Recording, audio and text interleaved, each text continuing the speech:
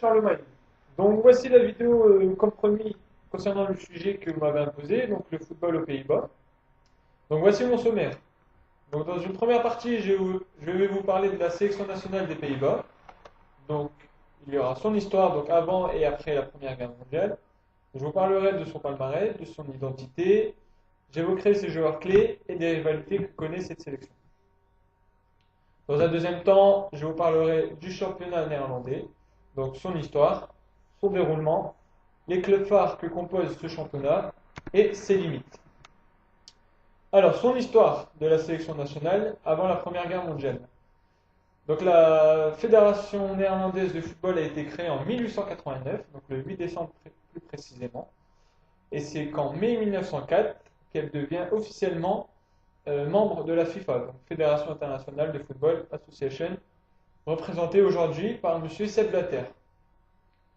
De plus, le 30 avril 1905, la sélection nationale débute contre la Belgique et gagne sur le score de 3 buts à 2. Le 21 décembre 1907, donc c'est une date très douloureuse pour les supporters néerlandais. Donc c'est la plus lourde défaite de son histoire.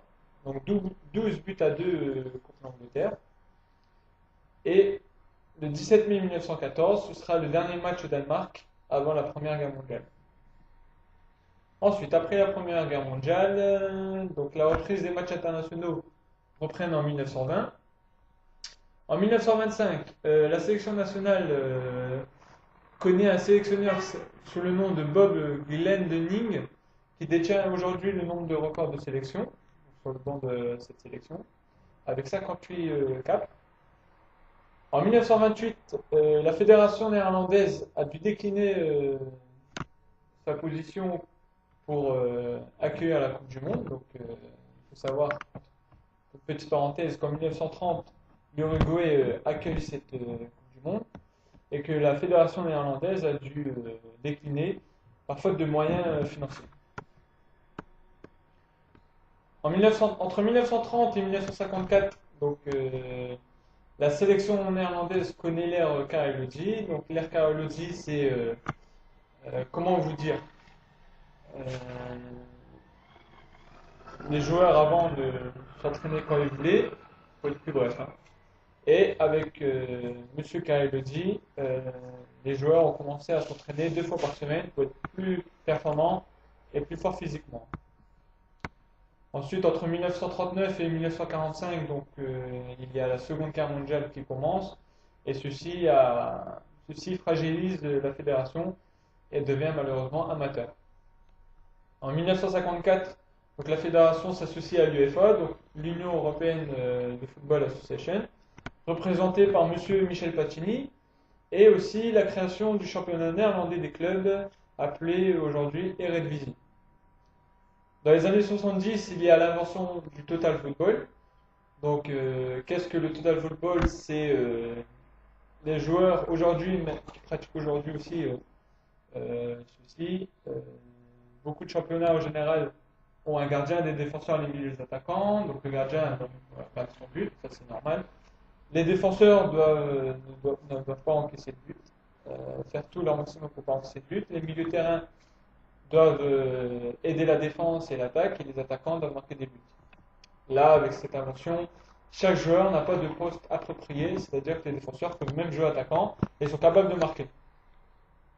Ensuite, en 1984, donc là c'est une honte nationale que connaît cette sélection.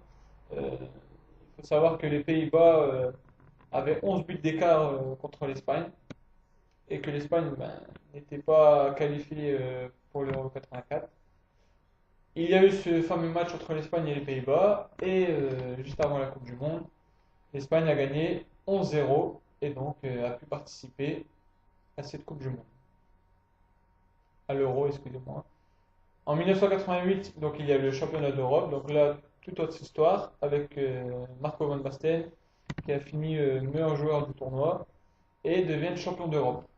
Ce même Marco van Basten est sacré Ballon d'Or en 1988 après ce tournoi championnat d'Europe, donc meilleur joueur du monde. Alors concernant ce palmarès, en Coupe du Monde, Cette équipe est très forte mais ne gagne jamais. Donc elle finit finaliste en 1974-78, perd contre les pays organisateurs et perd en 2010 contre l'Espagne avec ce fameux but d'Iniesta à la dernière minute.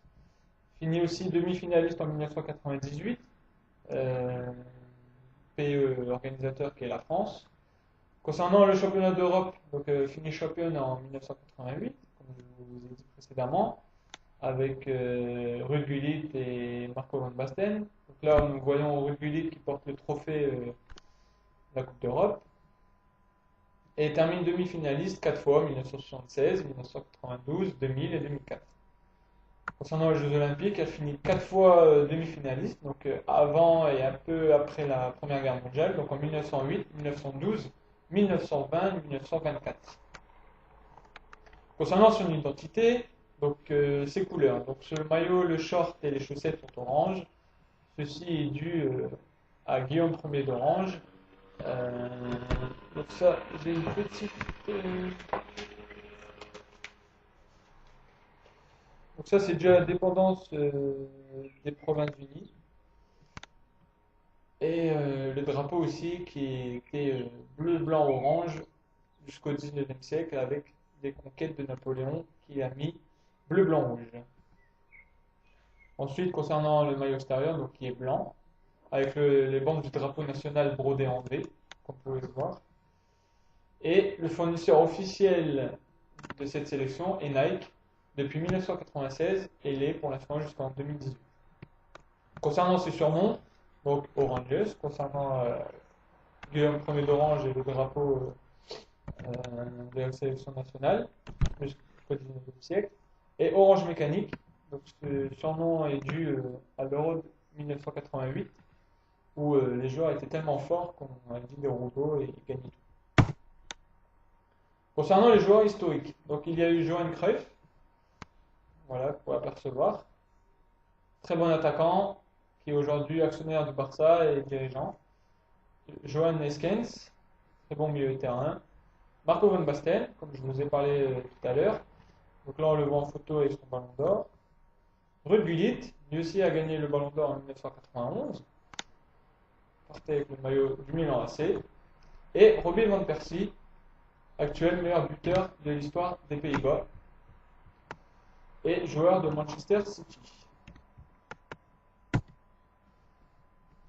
Ensuite, les rivalités. Donc, concernant la rivalité des Pays-Bas, nous avons le derby des Pays-Bas entre la Belgique et les Pays-Bas. Donc, c'est le nombre record de rencontres qu'on peut voir dans le monde. Donc, 125 fois ils se sont rencontrés. Et cela n'a pas empêché que la Belgique et les Pays-Bas organisent ensemble l'Euro 2001. Ensuite, il y a un deuxième derby pour la sélection néerlandaise, donc c'est l'Allemagne. Donc là, toute autre chose, donc, il y a un anti-germanisme qui est très fort. Ceci est dû au nazisme depuis le temps d'Adolf Hitler, qui a colonisé les Pays-Bas.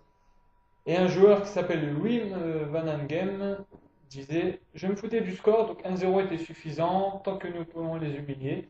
Je les hais, ils ont assassiné ma famille, mon père, ma soeur, deux de mes frères. Chaque fois que j'étais confronté à l'Allemagne, j'étais rempli d'angoisse. Voilà ce que ressentaient les joueurs quand ils jouaient contre l'Allemagne. Maintenant, je vais vous parler du championnat néerlandais, donc, appelé aussi Eredivisie. Alors, son histoire.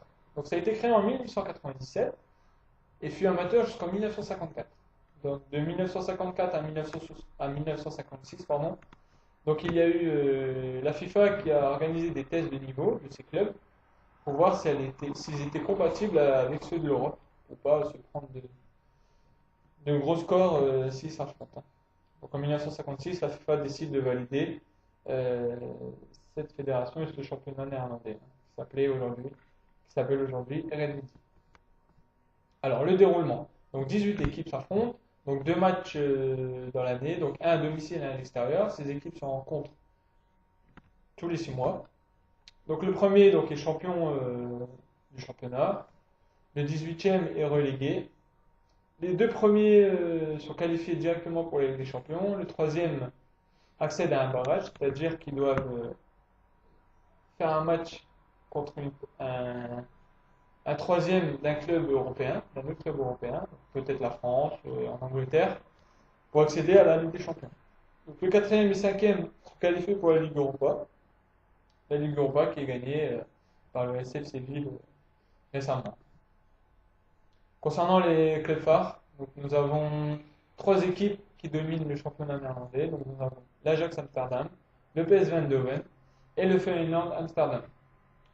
Ces grosses écuries ont tous gagné pendant 40 ans le championnat. Seules trois fois ceci a été perdu par des clubs, des petits clubs entre guillemets, mais c'est pas beaucoup en 40 ans. Ensuite, le championnat néerlandais connaît une influence très forte dans les stades, avec 49 000 supporters en moyenne, et de grands joueurs ont connu ce championnat. Donc, je vous dis par exemple Luis Suarez ou Zlatan Ibrahimovic, pour ne citer que.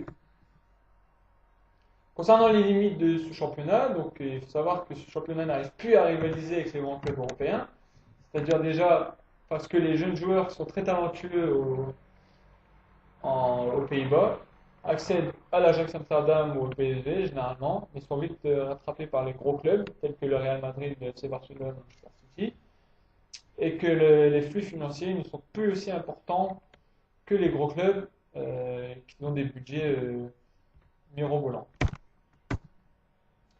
Et la dernière victoire européenne du championnat néerlandais, des clubs néerlandais, remonte il y a 40 ans, bientôt 40 ans, de 1976 avec l'Ajax Amsterdam.